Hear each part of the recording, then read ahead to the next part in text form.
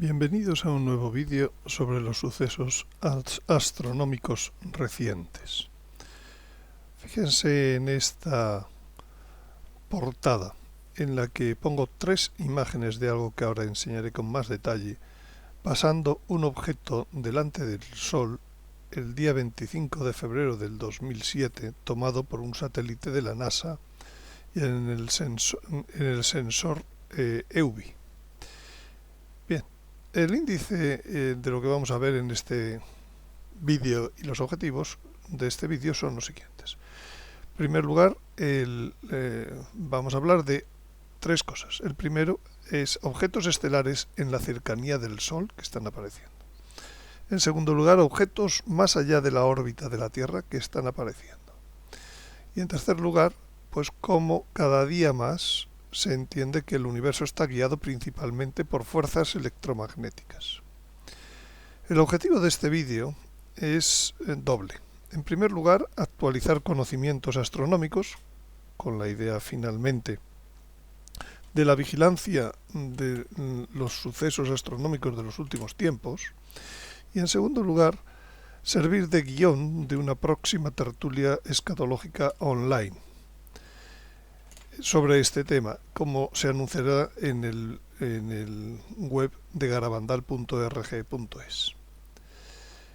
Bien, en primer lugar hablemos de que este vídeo en buena parte está fundamentado en los trabajos de Claudia Albers y en diversos canales de YouTube que hablan constantemente de una explosión de información astronómica que está cambiando realmente pues todos los conocimientos como hasta ahora se tenían, especialmente en todo lo relativo a las estrellas cercanas, estrellas enanas marrones, enanas blancas, etc. Hoy mismo se anuncia un nuevo libro de la doctora Albers en el canal suyo que es Physicist Thoughts, pensamientos de un físico. Bien, además vamos a mostrar observaciones de satélites desde el 2007 que proceden de tres satélites diferentes, de tipo principalmente solar. El NASA Solar Observatory, el Stereo Ahead y Behind. El Behind hoy en día ya no está en funcionamiento, pero con el sensor SECCHI y el SOHO que también está pues en un funcionamiento cada vez menor. Además, otra serie de imágenes obtenidas, imágenes de estos satélites que se obtienen cualquiera directamente en Internet. Y por otro lado también hablaremos de observaciones telescópicas y fotográficas recientes publicadas en Internet. Pues a partir de todo esto, empecemos a hablar de objetos cercanos al Sol, de los que últimamente aparecen evidencias en centenares de imágenes de esos satélites. Objetos que se podría decir que son por lo menos docenas. La doctora Albers llega a decir miles. Bueno, no estoy yo tan seguro, sí, pero vamos, desde luego es un número muy amplio y los que menos son del tamaño de la Tierra. También hay otra serie de objetos, pocos, en el sistema solar que están más allá de la órbita de la Tierra, que se han descubierto recientemente. En general, todos estos objetos los define la doctora Albers como núcleos estelares o procedentes de estrellas en sus últimas fases de la vida estelar. No son planetas, son núcleos estelares en las últimas fases de la vida estelar. El tamaño mínimo y el más abundante es como la Tierra, pero se han visto, como ya hemos empezado a ver en la portada de este vídeo, de hasta un cuarto del tamaño del Sol, incluso superiores últimamente. Ya se habla de 0.6 el tamaño del Sol.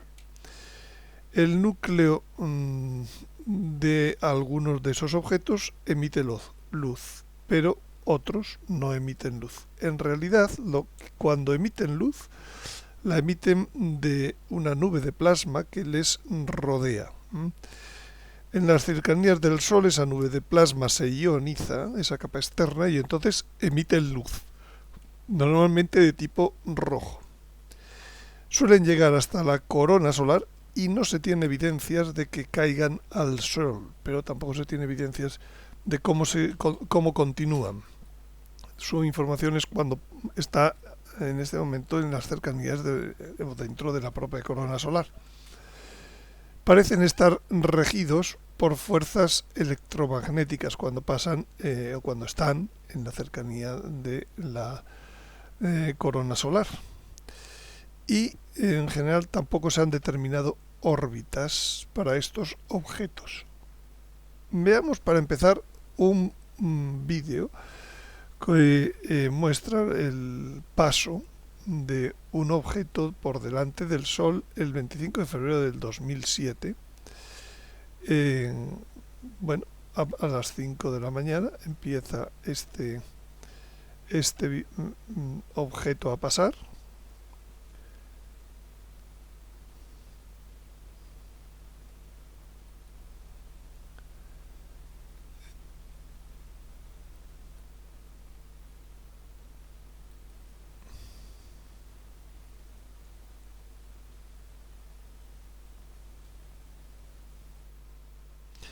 Bien, aquí tenemos un resumen de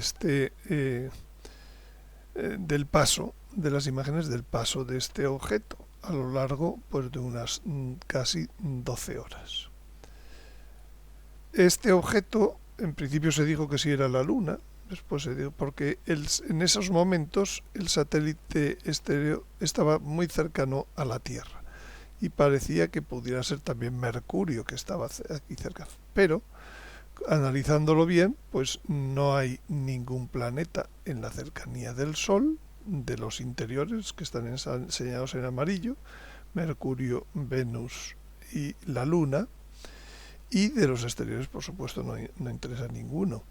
Pero además es que Mercurio, que podría ser el más cercano, cuando uno de verdad mira a qué distancia estaba del Sol, en esas 12 horas, pues siempre estuvo muy lejos como para producir ese efecto que acabamos de ver. Esto también apareció el 16 de noviembre del 2016. Inicialmente pues parecía un error de dos sensores, pero no. Parece que es finalmente pues algún objeto, según la doctora Albers, que se interpuso entre el Sol y el satélite estéreo AGEZ. Pero las cosas llegan hasta últimamente, ¿no? Por ejemplo, el 25 de junio del 2017 aquí tenemos diversos objetos de estos que son núcleos. Cualquiera de estos es el doble que la Tierra, los mayores es todavía de mayor tamaño. Aquí tenemos ampliaciones de estos objetos pasando por delante de o dentro incluso de la corona solar. El día 28 de junio, unos días después, pues aquí ya vemos 3 objetos pasando por delante. Aquí tenemos los mismos 3 más otros 2, probablemente estos 5, que son los mismos que se han visto aquí en el día 25 de junio, pero ya han dado toda la órbita al Sol y continúan orbitando. Aquí tenemos, pues eso, del 28 de junio, cómo a la velocidad que orbitan, por ejemplo, estas primeras imágenes son de las 11:32. La última imagen es de las 12:16 y ya están, pues, van a una velocidad increíble, porque estos dos objetos han pasado en tan solo 4 minutos, pues, por delante de toda la esfera solar. Bien, aquí tenemos otros objetos, pues el 30 de junio, que además pues se ve que están a su vez rodeados. Estos objetos son mucho más grandes que la Tierra, quizás la Tierra sería de este tamaño. Son como verdaderos sistemas solares. El 30 de junio aquí se ven dos objetos. Uno emite luz, otro es oscuro. Y a su vez pues hay otra serie de objetos que les rodean y están en las cercanías pues de un agujero, de una mancha solar. Día 30 de junio pasado a las 9:53 UTC. Aquí tenemos otra serie de objetos, algunos pues más difíciles de detectar, pero evidentemente todos están. En parte son difíciles de detectar por la envoltura gaseosa de plasma. Todo esto es sorprendente, pero en fin, llegamos ahora mismo, pues por ejemplo, pues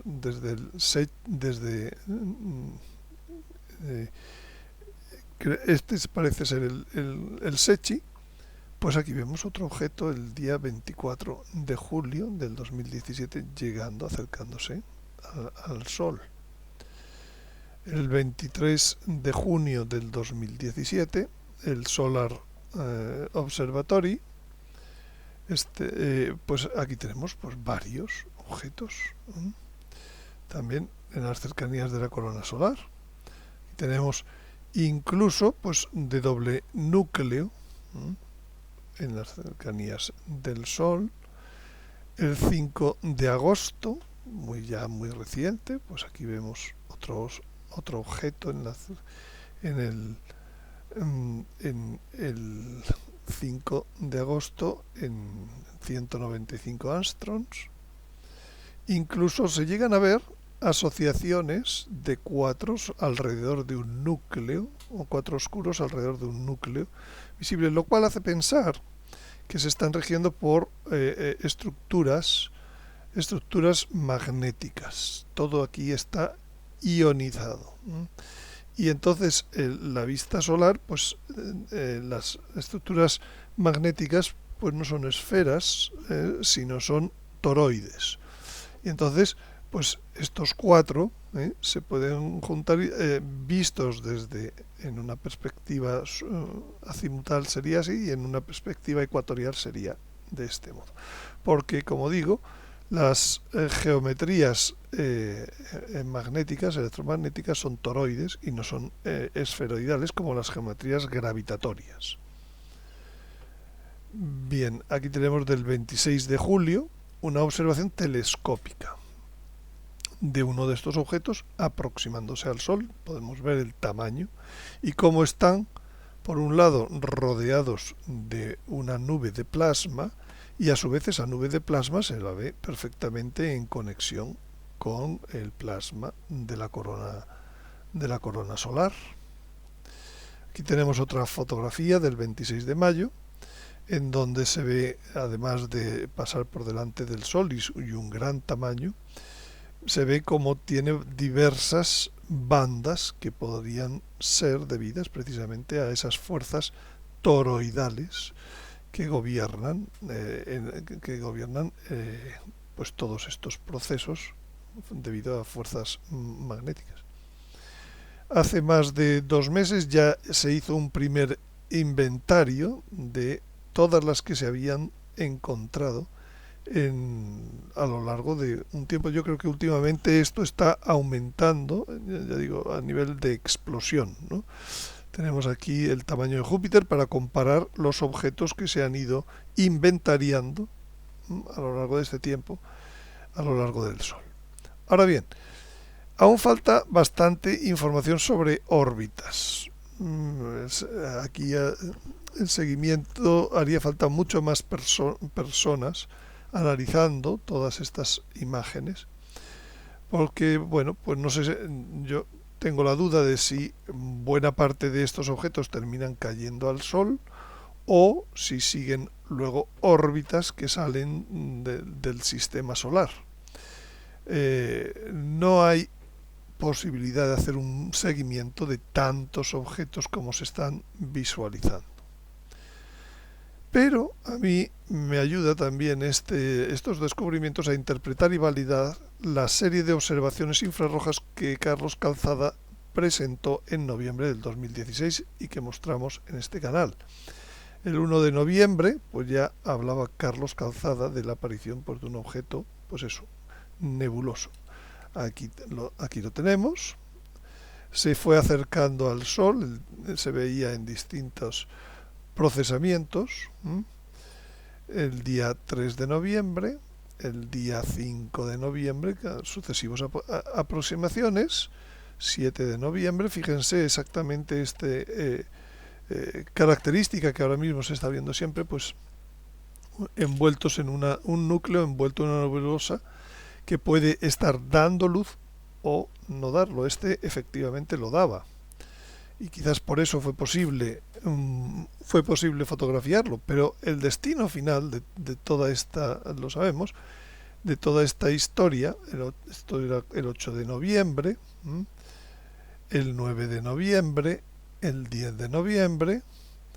El destino final fue que hacia ya el 16 de noviembre, después quizás de todo esto, pues entró en la corona solar y a partir de ahí no se volvió a saber de este objeto.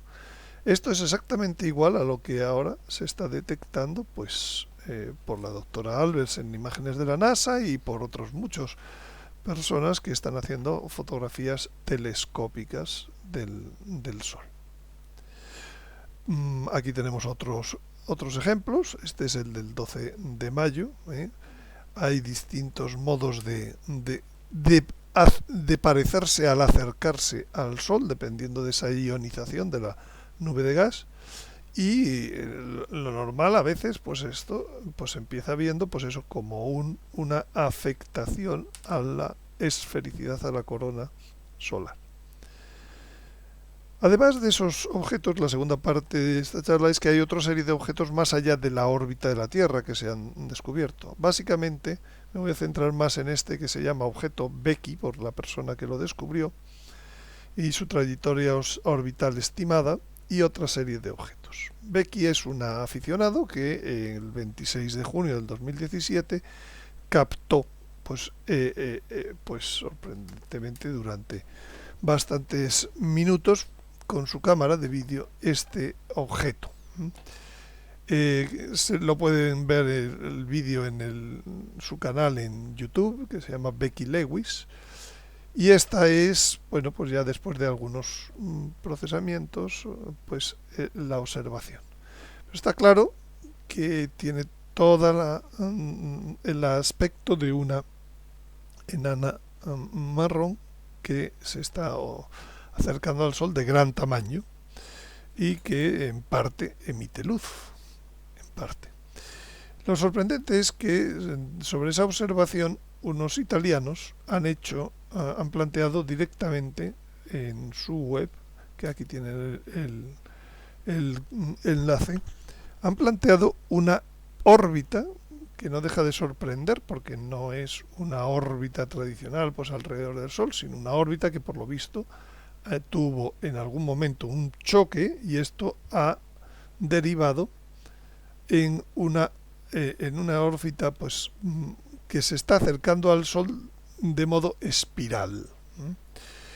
El objeto, esto sería en la última parte, el objeto ha sido visto por Becky en este momento de la órbita. Desde la Tierra, pues estaba pues a algo más de 85 millones de kilómetros. Esta visión sería tridimensional y esta visión sería lateral, desde la eclíptica a la Tierra. Aquí todavía ese objeto estaba más alto, pero con su órbita que es una espiral, pues a veces está por encima, a veces está por debajo. En este momento, esta es la proyección de la órbita que ha dado en el web italiano, pues estaríamos en una órbita en donde está más lejos, al otro lado del Sol, y cercana a la eclíptica para empezar a ascender. Desde el 26 de junio ha pasado por debajo de la eclíptica hasta ahora subir, se aproximará a la Tierra, pero termina acercándose al Sol. Aquí están las fechas de cada uno de los momentos. Estamos en un momento de observación aquí, cercano a la eclíptica. Visto desde el polo norte, una vista azimutal desde arriba, pues esta órbita helicoidal pues tendría esta forma. Cuando está por debajo de la eclíptica está en trazos, cuando está por encima está en continuo. Y desde la Tierra, el 26 del 6, pues se observó, viene desde la dirección de Urano. Bueno, es una extraña órbita, no se da la fuente por la que se ha calculado, pero aparentemente se podría estar cumpliendo, por al menos por un par de hechos. Terminará en caída del Sol y, por tanto, no es lo que entendemos por el astro del aviso. Si cumple esa órbita, porque las órbitas que hasta ahora se proponían, que no eran tan raras, eran órbitas alrededor del Sol. Lo que está claro es que en el entorno del Sol cualquier objeto de tipo estelar empieza a entrar en unas fuerzas magnéticas que cambia todo lo que hubiéramos podido pensar como órbitas gravitatorias. Esta fue la que en su momento se dedujo pues, para el posible astro del aviso y entonces hoy en día hay que decir que estas órbitas pasan cercanas al Sol y cuando pasan cercanas al Sol cambia totalmente la relación, no es de tipo gravitatorio. Bueno, pues el objeto Becky, que viene desde Urano, esta sería la dirección de Urano, estos son los planetas interiores, la Tierra, Venus, Mercurio, para el día 26 de junio, la Tierra, pues esta sería la zona de noche, ha sido observado por la noche y poniendo ese patrón de órbita que ponen los italianos, pues esta sería la zona en donde podría ser observado.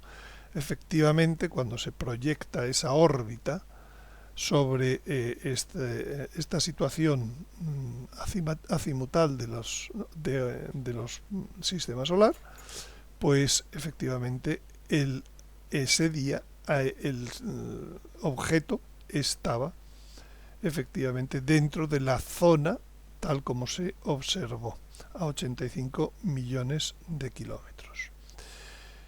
Lo curioso es que esa órbita cuando sigue pues se acerca al Sol y entonces en los siguientes días se produjo, el día 23 de julio se produjo este gran eyección de masa coronal que ahora vamos a ver y que tiene dos partes, una hacia arriba, otra hacia abajo. Entonces, según la trayectoria orbital, pues, o intentando deducir cuál sería el lugar, si esa eyección coronal ha sido provocada o no por el paso del objeto Becky, pues el objeto Becky podría estar aproximadamente en una situación intermedia, tanto de la eyección superior como de la inferior. Tenemos dos fuentes de observación, el Solar Observatory desde una posición que sería cercana a la Tierra y el Stereo AGEZ. Pues los dos observaron esta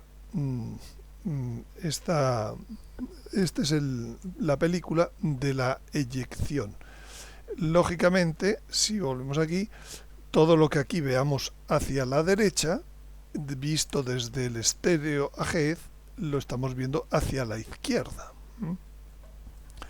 Entonces, aquí tenemos entonces la película de esta, que en el día anterior vemos que se apaga y se enciende varias veces el Sol.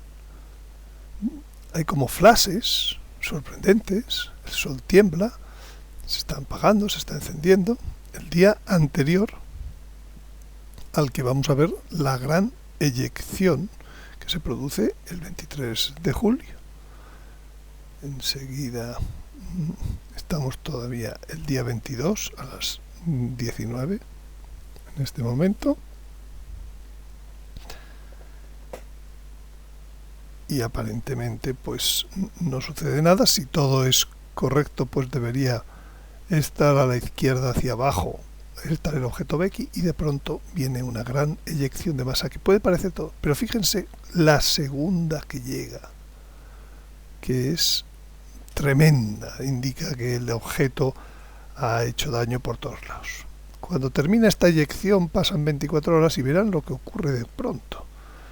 De pronto aparece un golpe por abajo a la derecha y otro inmediato por encima.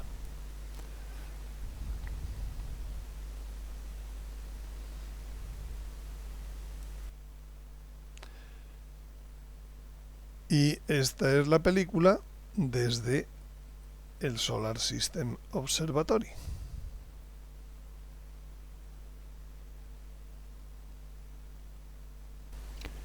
En esta película se juntan el azul del LASCO C3, el rojo del LASCO C2, y se ve como la eyección se da ahora hacia la derecha, arriba, abajo, y se sigue el mismo proceso. Ahora lo veremos con un poco más de detalle, pero es una tremenda eyección, como ven aquí, está afectando a todo el Sol.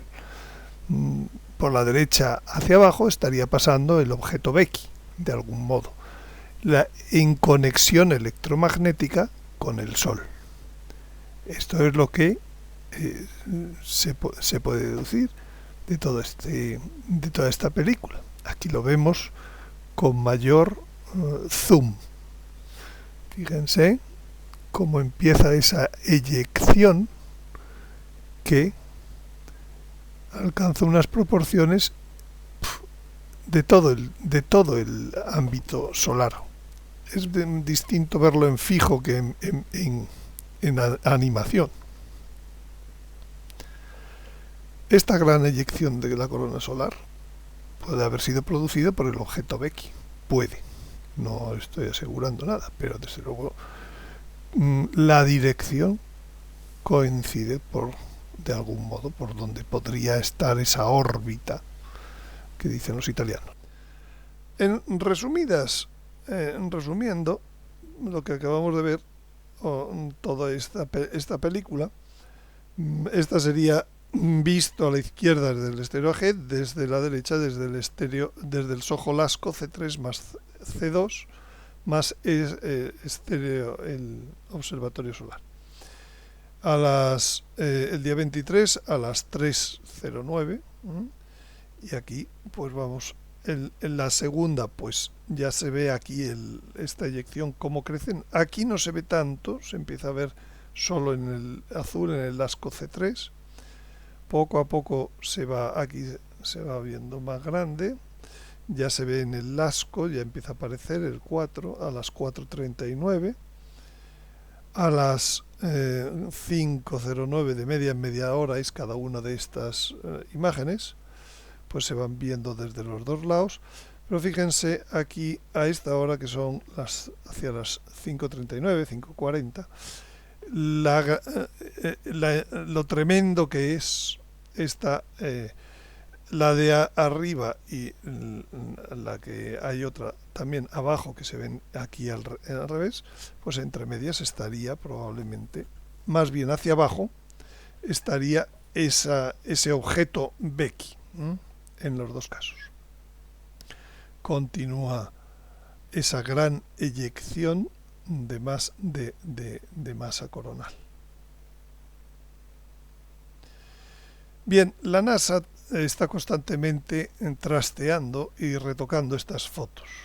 Estos son la misma foto del estéreo AGEZ, pues a las 18:09, aquí le han cambiado 17 segundos, y vean ustedes que al día siguiente de esa gran eyección de masa hacia la izquierda, de pronto hay una imagen que tiene una explosión que hoy en día, cuando uno descarga esa imagen, ya no se ve del mismo modo.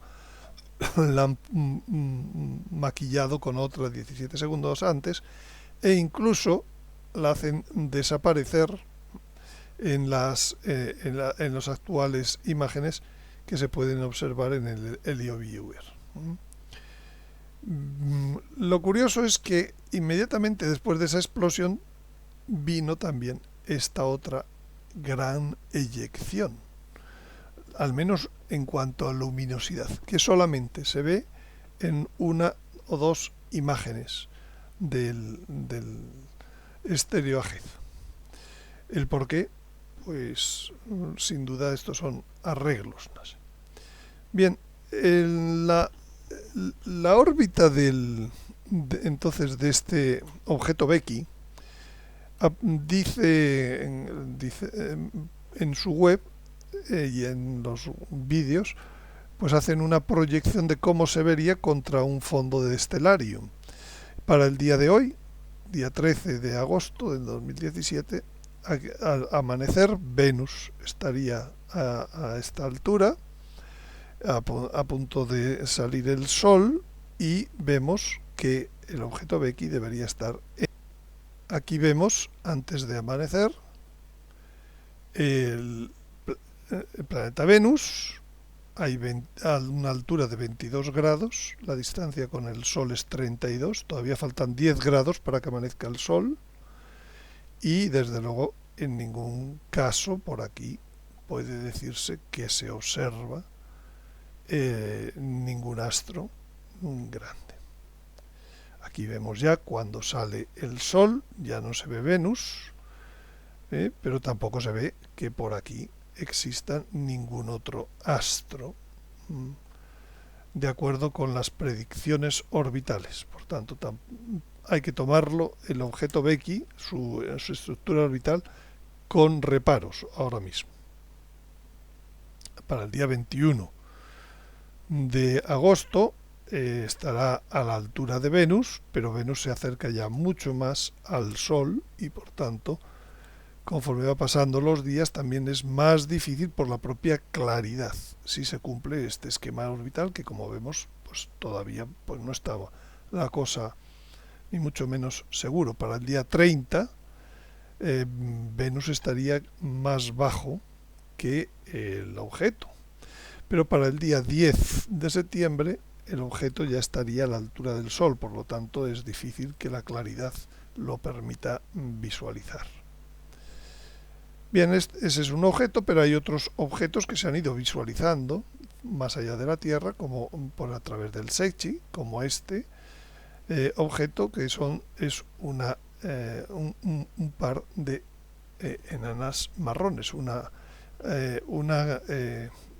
oscura, otra clara, el 15 de septiembre del 2008. Aquí tenemos también pues con una observación telescópica de otro objeto también, siempre rodeados de esa nebulosa, el 18-19 de marzo del 2001, otra, el 22-23 de marzo ese mismo objeto pues hace una explosión de plasma hacia la estrella, como aquí el 18 de febrero del 2017, y como también el año pasado se observó en el mes de julio, emisiones de plasma entre esos objetos que son esas estrellas y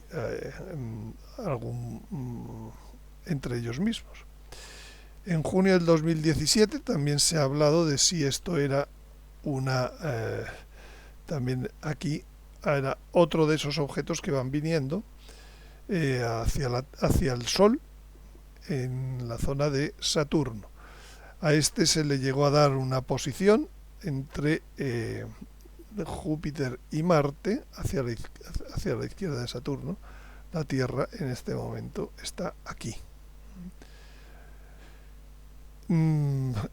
Bien, el objeto ese pues podría estar en ese momento cuando ha sido visto pues por el SECCHI. El SECCHI estaba aquí, estéreo A, entre la Tierra y el Sol, y Saturno está en esta dirección. Bien, y como tercera parte, sacarle un poco partido a todos estos descubrimientos o nuevos datos, pues se ve que todo esto insiste en el universo guiado principalmente por fuerzas electromagnéticas. De hecho, la doctora Albers ha encontrado que existe un ciclo de apagado de los polos solares de 2 veces al año. El Sol reacciona ante esos objetos que estamos descubriendo, que se acercan al Sol, quizás que caigan al Sol, estableciendo conexiones magnéticas, que se traducen en aparición de manchas solares, en intercambios de plasma entre el Sol y el objeto, en explosiones y eyecciones de masa coronal y finalmente disminuye la emisión de luz en auténticos apagones de la corona solar para ciertas longitudes de onda. Esta es el diagrama de la en radiación espectral solar que a partir del año 2012 empieza a incrementarse sorprendentemente. Esta es precisamente la frecuencia en la que Carlos Calzada ha realizado esas observaciones del Sol, la de 905 nanómetros. Pues se ha incrementado mucho la radiación. Y sin embargo, en otra frecuencia superior, pues ha bajado a partir del 2012 mucho la radiación solar en ese nivel del infrarrojo. Esta es la tabla de los ciclos que ha encontrado hasta ahora la doctora Albers, que normalmente pues suman 361, 300 días aproximadamente, la suma de los dos, pero cada 6 meses ella observa un gran apagón. Apagón que se produce a una velocidad impresionante, porque entre estas dos imágenes hay 6 minutos, como pueden ver, es el 25 de agosto del 2015. Para que el Sol se apague a esta velocidad, esto jamás se había visto. No son ya pues manchas que ocupen... No, hay momentos en donde hay verdaderos apagones de luz solar. Aquí tenemos el caso desde del 14 de febrero del 2017 a las 7:16 a la izquierda y a la derecha. O sea, pues en muy poco tiempo, bueno, son distintas longitudes de onda, pero se ve medio Sol apagado. Aquí es donde está otra indicación de la velocidad a la que se apaga. La tercera del 14 de febrero se hace a las 7:13. Pues 2 minutos después ya un cuarto del Sol, más de un cuarto del Sol es esta, está apagado en esta longitud de onda de los 21 nanómetros ultravioleta. ¿Cómo se puede conseguir eso? Pues bueno, la doctora Albers explica que los manchas solares pues son nada más, nada menos que un imán. Entonces siempre van a pares. Hay polo norte, polo sur en ese imán. Y esto hace el típico loop o bucle de plasma en la superficie solar que todos estamos acostumbrados a ver. Lo que ella dice es que las manchas solares tienen una zona de sombra y otra de penumbra. En la Tierra podría caber en muchas de estas manchas solares. Dice, el Sol en su interior, normalmente hasta ahora se pensaba que estaba en constantes reacciones nucleares. Dicen, no es posible porque precisamente por estos agujeros se ve que el Sol en su interior es negro. Por tanto, si hay fusión nuclear es solo en la corona solar. Y el interior simplemente está propiciando las condiciones eléctrico-magnéticas para que en la corona se pueda producir la fusión. Eso hace que sea inteligible que se apague tan rápido. No es que desde dentro esté constantemente suministrando energía de fusión. No, la fusión solo se produce por las condiciones eléctricas y magnéticas en la superficie. Se llama fusión fría y es conocido ese tipo de fusión. Pero el interior del Sol es simplemente, ella dice, una batería. No significa que esté vacío. Entonces, estas son las líneas magnéticas que se pueden ir complicando, las líneas magnéticas, y dejando a veces, pues eso, salidas, eyecciones hacia afuera a velocidades de hasta 1000 kilómetros hora. Pero en realidad una mancha solar lo que es nada más que, pues eso, los pares norte-sur de un imán que se produce por un solenoide, que es un verdadero tornado en la atmósfera, entre comillas, del Sol. Es como un solenoide. Y así esto explica la producción de las manchas solares. En realidad, solo la capa exterior del Sol es la que está en fusión. Y está en fusión porque la capa interior del Sol está propiciando tener unas condiciones electromagnéticas para que se dé la fusión fría. Pero estos bucles también pueden estos bucles magnéticos también pueden hacer conexiones con cosas externas al Sol.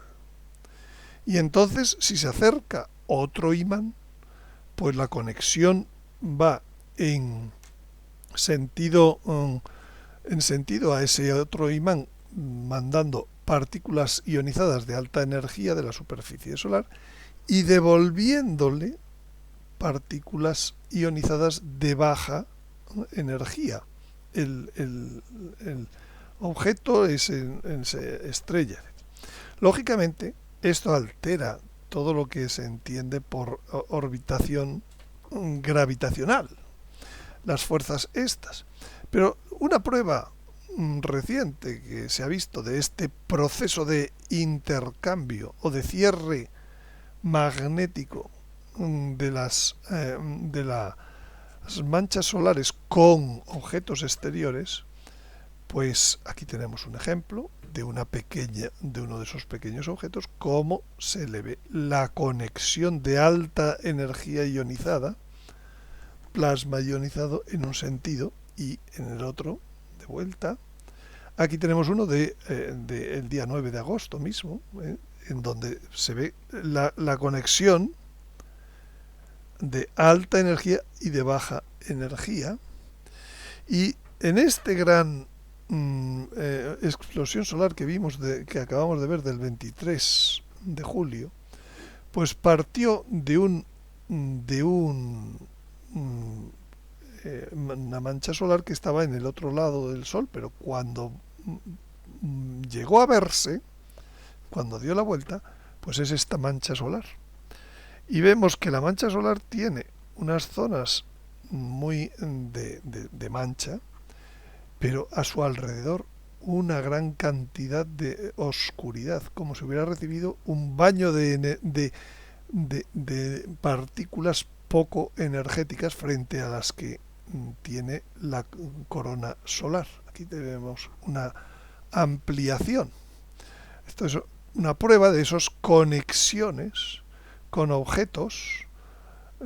Lógicamente el objeto de esta gran explosión pues tiene que ser grande. No sé si es el objeto Becky o no es el objeto Becky, pero dejó apagado alrededor de esa mancha solar, dejó apagado la corona solar.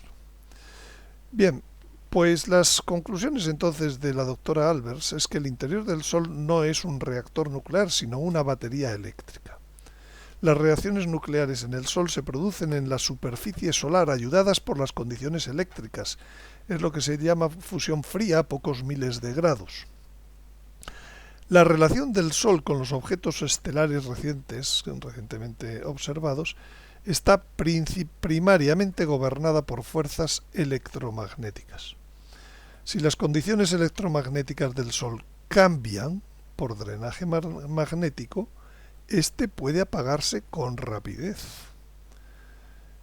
Recordemos que en el Apocalipsis, en el capítulo 16, las copas hablan varias veces de estos temas, que el Sol dejó en oscuridad el reino de la bestia, el Sol calentó demasiado y se mordían las lenguas a pesar por el dolor, etcétera. Hay muchas cosas relativas al Sol en el capítulo 16 del Apocalipsis.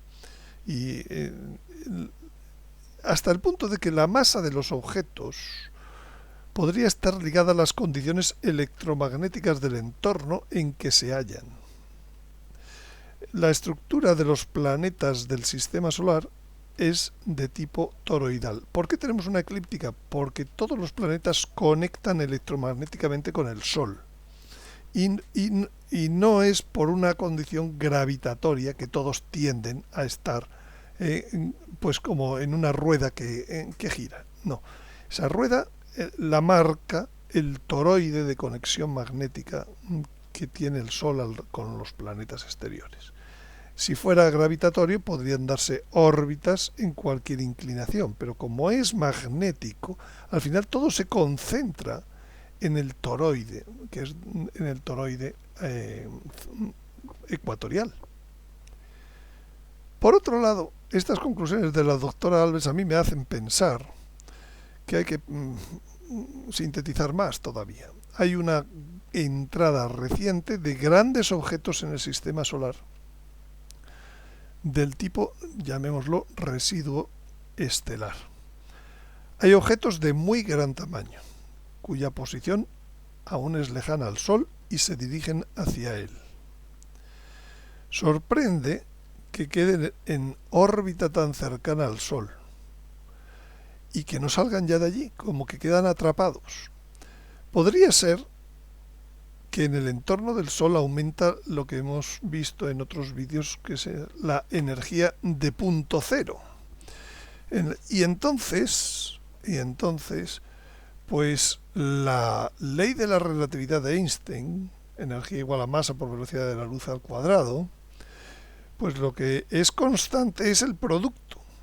Pero si cambian las condiciones de la energía de punto cero, sabemos que entonces cambia la velocidad de la luz y por tanto cambia la masa. Cuanto más energía de punto cero, más masa, menos velocidad de la luz al cuadrado. Por tanto hay que empezar a replantearse hasta qué punto la masa es una propiedad intrínseca de la materia o una propiedad inducida por las propiedades electromagnéticas. Porque entonces, si la energía de punto cero aumenta, disminuye la velocidad de la luz, aumenta la masa. Y lo que estamos observando, que es cómo se hacen las cosas no se hacen a partir de las teorías, sino a partir de las observaciones. Lo que estamos observando es que no se caen directamente al Sol, sino que llegan al Sol y se establecen otro tipo de relaciones y que las velocidades orbitales son grandísimas, lo cual significa probablemente que ha cambiado la masa de esos objetos que se acercan. Dicho de otro modo, hasta ahora parecía que sabíamos, cada día estamos dándonos cuenta más de lo poco que sabemos y de lo mucho que nos está empezando a enseñar el espacio.